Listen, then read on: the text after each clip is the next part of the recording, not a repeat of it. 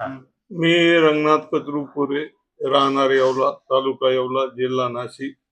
मी या टिमक्या होळी सणासाठी कायम स्वरूपात कमीत कमी 3-4 पिढ्यापासून टिमक्या बनवतो आणि होळी सणात मजा घेण्यासाठी मुलांना या टिमक्या बनवित असतो आणि विक्रीला जात असतो. कुठं माल जातो?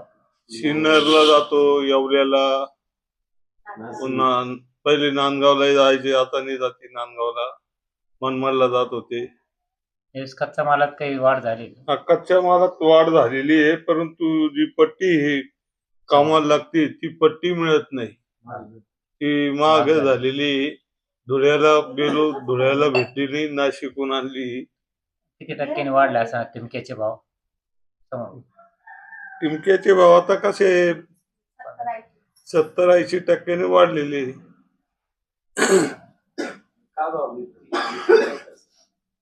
पूर्वी सारखे पहिले कसे होते, पहिले कमीत कमी आमच्या घरातून कमीत कमी 5,000 टिमकी बनवित होतो. आता 1500-1600 टिमक्या तिघा भावामध्ये बनवलेले आहे.